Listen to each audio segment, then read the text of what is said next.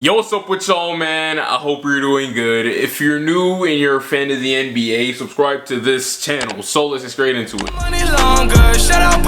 Hold up, before I get into it, I gotta leave a quick message. Alright, so the only reason why you support and subscribe to me is because you truly saw potential in me and you believed in my ability to throw out fire NBA videos, which I am beyond thankful for. Anyways, the other day a supporter hit me up, one of you guys, and wanted me to do a paid promo of his music. Now, I honestly would not be doing this if I thought he was buns. But you know, after scanning his music, I actually see hella potential in this dude. Let me know if you do too.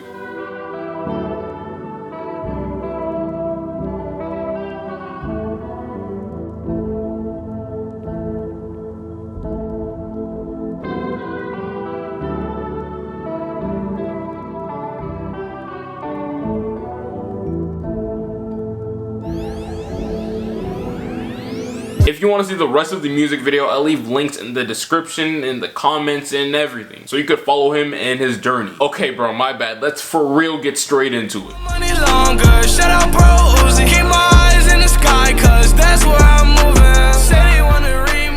So about a month or two ago, I made a video very similar to this one, but except only focused on one player and one team. This time around, I'm about to talk about the entire NBA. Lord have mercy, I already know this video is about to be stupid long. Well up, man, now that I think about it, not every single team in the NBA has a defined X factor, so maybe it shouldn't be that bad. Anyways, for those who truly don't know what an X factor is, an X factor is one who has a strong but unpredictable influence on the outcome of how good or bad their team will be. So a few of these teams may have up to 3 X factors or just one. It really just depends. So let's go ahead and start off in the Eastern Conference with the Boston Celtics. The C's are obviously going to be one of the more dominant teams in the league this year, and I don't think anybody in the right mind would question that. But they still do have an unknown who could have a heavy influence on how their season goes. Gordon Hayward, the man who missed out on just about an entire year of basketball because of his obliterated ankle. Just how good can he be after that horrific injury? Can he still be that great all-around all-star small forward? I don't know, man. Gordon has a lot of work to do. Not only will he have to get back to his normal self, he also has to find a new role, because them boys Tatum and Brown ain't no joke. They are ultra talented players who also need to get up their shots. Hayward is someone who we need to keep our eyes on. The New York Knicks, they have just about completely turned around their organization these last few years. They got Porzingis, who is clearly the man of their organization, and they also have Mitchell Robinson and Kevin Knox. Those two are very promising players. But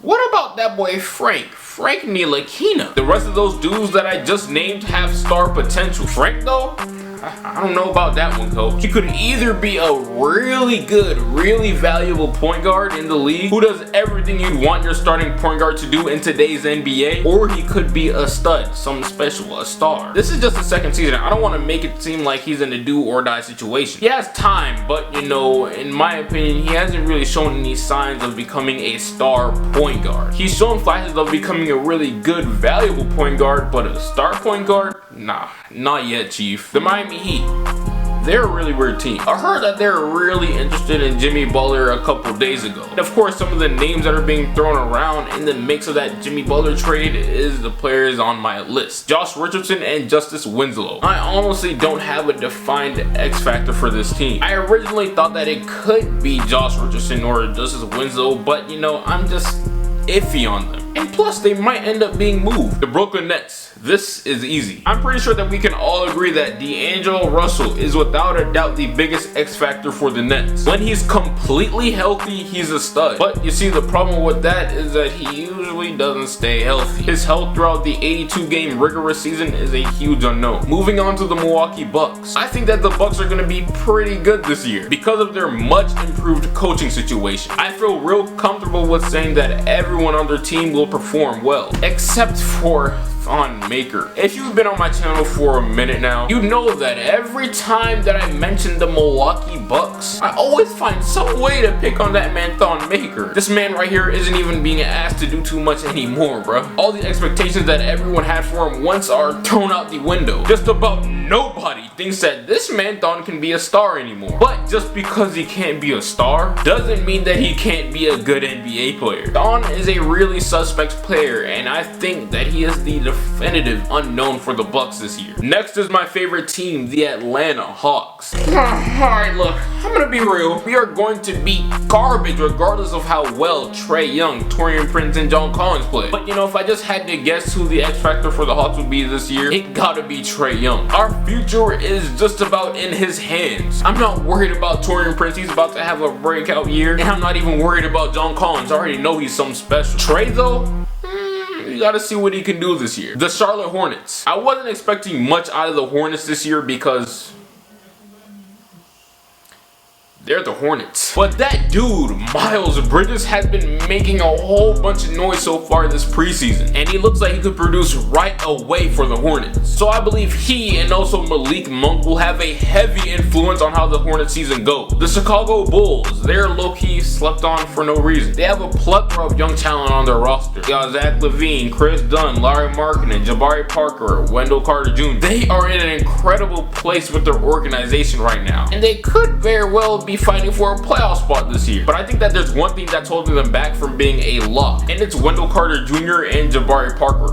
More Jabari Parker, if anything, to me. While Larry Markkinen is out, they're gonna need Jabari Parker to be consistent and put up numbers offensively while being healthy. And if he does end up putting numbers offensively for the Bulls this year, they're gonna have to rely on someone with great defense. Since we all know Jabari Parker is a horrible defender, and that someone they're gonna have to rely on is Wendell Carter Jr. I think these two might be the biggest question for the Bulls this year. The Orlando Magic. This team just got a little bit interesting. It's crazy to say. Aaron Gordon looks like he'll become an all-star soon and one of the best fours in the league. Mo Bamba is really promising too. But what about that dude Jonathan Isaac? Do you guys remember him? I'm not even gonna lie, I forgot he even existed. Jonathan had an injury-riddled rookie season last year, and nobody really seen much of what he can do. He looks like he could become something special because of his frame and his offensive potential, but you know, this is just one of those situations where you never know. The Cleveland Cavaliers, I think that they have several X factors. One of them is health. I do not remember the last time Kevin Love and Rodney Hood were able to stay completely healthy for an extended period of time. These two, almost every single year, end up missing games here and there because of tic-tac minor injuries. And what really worries me about the Cavs is that these two are about to be the two best players on their roster. So that's one of the X factors. The other is Colin Sexton. Like I've said in previous videos involving Sexton, if he can have a Donovan Mitchell-esque season and have an immediate impact on the team and put on for that city, then the Cavs could be so much better than what most people think. The Philadelphia 76ers. The Sixers are going to be amazing this year. Point blank, period. Ben Simmons and Joel Embiid are about to become one of the best duos in the NBA this year. But you know what's even better than a duo? A trio. And the player who could complete this trio potentially is Markelle Fultz. I think he is by far the biggest X factor for the Sixers. If he can come in, create, and make plays for himself and others, and more importantly than all of that, be able to shoot wide open threes on a consistent basis, then the Sixers just got a lot better and a lot more dangerous than they were before. Markelle is the only unknown for them, and he'll have a huge impact on how their season goes. The Detroit Pistons. Since the Blake Griffin trade, a lot of people, including myself, are skeptical about their future. They're looking really sus. But one of the players who could help change that this year potentially is Luke Kennard. Luke was one of the rookies from the loaded 2017 NBA draft class, and he's literally someone who doesn't get talked about at all. I don't think he's a star player, alright? Don't worry, that's dead. But you know, I do think that he can be a really good role player though, and that is something that the Pistons desperately need out of the wing position right now. The Indiana Pacers, well, this is gonna be fast. Miles Turner. Miles Turner is the biggest X factor for the Pacers. I spoke about them so many times before on my channel. Miles Turner to me is supposed to have a breakout year this season. If you looked at his history and how things went up and down for him in his career so far, I think it's more than reasonable why to understand that he is the X factor for them. The Washington Wizards. Look, Chief, I'm sorry to all the Wizards fans watching this right now, alright? But the X factor and the unknown on this team is nobody. Shit, can these dudes get along for a whole season in the locker room? Can all these dudes be on the same page? Can they go a season without having 5 player-only meetings? Chemistry is the biggest X factor for these dudes. The Wizards haven't let anyone beat them. They've been beating themselves. I'm not even lying, y'all, but damn, I think this team has the potential to become the most toxic locker room in the NBA. They literally just brought over Dwight Howard, the dude who has been known to be a garbo locker room presence. He's been on 4 teams these last 4 years for a reason. I really don't know about this signing, coach. Yeah, some of you may have a point. They look really good on paper. Trust me, none of that matters if they cannot get along. If this team could go through a season without unnecessary drama, then that'll be great. But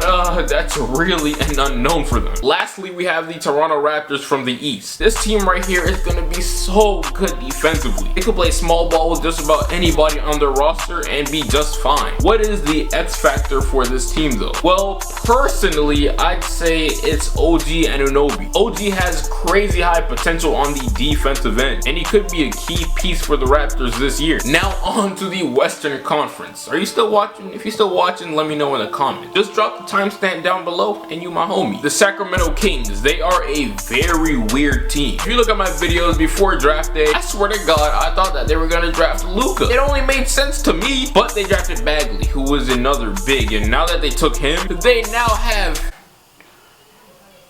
7 big men on their roster, and about like 5 of them deserve playing time. And the X factor for them, of course, is a big man, and that big man is Harry Giles. Throughout his high school career, he was originally seen as a potential top pick in the 2017 NBA draft, but life ended up happening and he suffered from multiple serious lower body injuries. So after a year of fully recovering and building up some more strength, he's finally ready to play. Man, if you've seen this dude play in Summer League and during the preseason, you would see the potential that I see in him. He's so smooth and quick for his size, and he's still athletic after all those injuries that he's had. Oh, and plus, he's shown potential of becoming a shooter. To me, he is by far the biggest X factor for the Sacramento Kings, and it's not even a question. The Phoenix Suns, they have a lot of great young talent, and they're also one of the teams on my list who have more than one X factor. Josh Jackson and Dragon Bender. These 2 players need to step up this year, especially Dragon Bender, because this man has been insanely disappointing. If these 2 step up this year though, maybe that'll speed up the Suns' trajectory so they can for real start competing again. The Los Angeles Lakers. Now y'all, as I said towards the beginning of my video, I already made a whole entire video about the Lakers and their potential X factor. If you're a Laker fan and you really want to check it out, I suggest you click this button right here. I think I go a lot more into detail, and that video was just a vibe. The Oklahoma City Thunder. They got significantly better this offseason because of the loss of Carmelo Anthony and the addition of Dennis Schroeder, and the starting lineup adjustment that will be made, which involves Jeremy Grant. Now, in no way, shape, or form, ain't no way in hell really, that I think that Jeremy Grant will be a star. Hell no. I just think that if he can play his role effectively, shoot threes at a decent clip, and play great defense, he can make everyone's job around him easier. The Minnesota Timberwolves. Okay, this is kinda awkward because these dudes are getting ready to trade Jimmy Butler.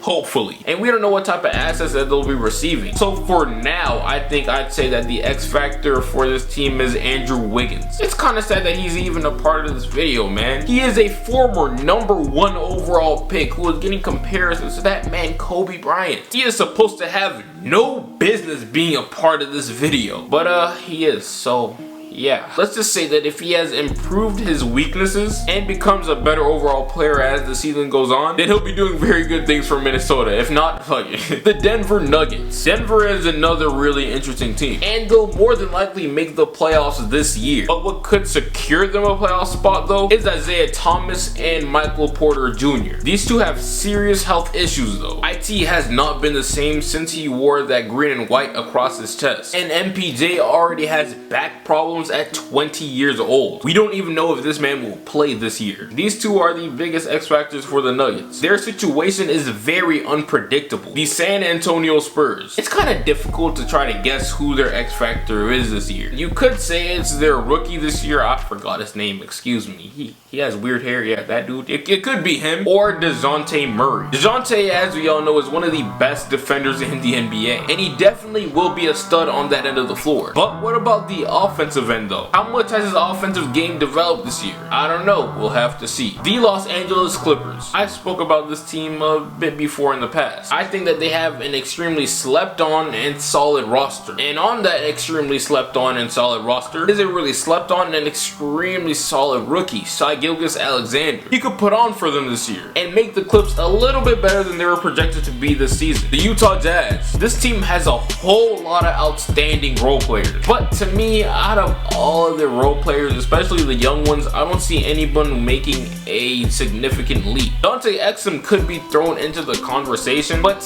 I just feel like that Grayson Allen would have a much bigger impact just because of what he brings to the offensive end. You know, the end where the Utah Jazz struggled at most last year. So I'd say he is the biggest X factor for the Jazz this year. The Portland Trail Blazers. Alright, look, I'm gonna be honest. I don't even know if the Blazers are gonna make the playoffs this year. Nearly every single team in the West got better this offseason, but them. So what is the X factor for the Blazers? I don't even know if they have one, to be honest. I feel like the Blazers are going to be relying on the development of all the young players on their roster. So to me, their X factor is all the young guys on their roster. Let's see how they develop throughout the year and if they can help the Blazers make the playoffs. The New Orleans Pelicans. I think we already know what to expect out of Drew Holiday, Julius Randle, and Anthony Davis. I don't think anyone should question those guys. Elfrid Payton, that man deserves a lot of questioning though. I'm not too sure what type of impact he can bring to the table for the Pelicans. So he is their biggest X factor. The Houston Rockets. Carmelo Anthony was of course the biggest free agent acquisition for them this year. Just about everyone was trashing him last year because of his bad shooting, horrible defense, and bad mindset. Him being placed on the Rockets is kinda awkward. But hey, I'm not doubting it. If he can be good offensively and let hella threes fly, he'll be straight and he could help the Houston Rockets this year. But at the same time, as I say that, we do remember how inconsistent he was in OKC, right? It's unknown how well Carmelo Anthony can fit in Mike D'Antoni's coaching system. The Dallas Mavericks. I think the whole combination of things will determine how their season goes this year. Luka Doncic, for instance, we all know how good he's been in preseason so far. But can he keep this up on a consistent basis? If the Mavs really want to make the playoffs or at least be close to making the playoffs, Luka is going to have to do a lot of work. Oh, and DeAndre Jordan, can he get back to being one of the elite defensive players in the NBA again? Because I'm just being real and honest. Whenever you hear someone mention the best big man defender in the NBA, I do not hear anyone mention DeAndre Jordan's name. It's always Rudy Gobert, Clint Capella, Anthony Davis, or Joel Embiid. Never DeAndre Jordan. And I think that he really got to get his stuff together and put himself back in that conversation. The Memphis Grizzlies. Look, I don't really think they have an X factor. Some could say it's Jaren Jackson Jr., but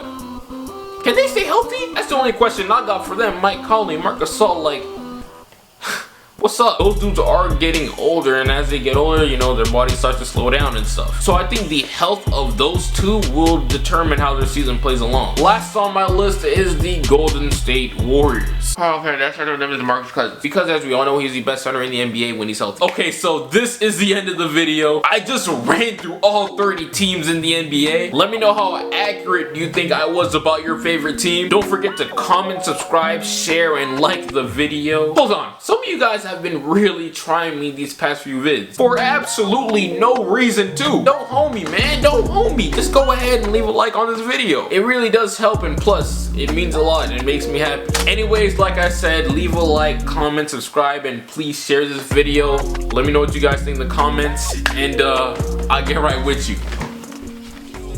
No way, no way. Remember back when I couldn't get a play. No home, I ain't have a place to stay. I got to work, made it free to wait. So my girl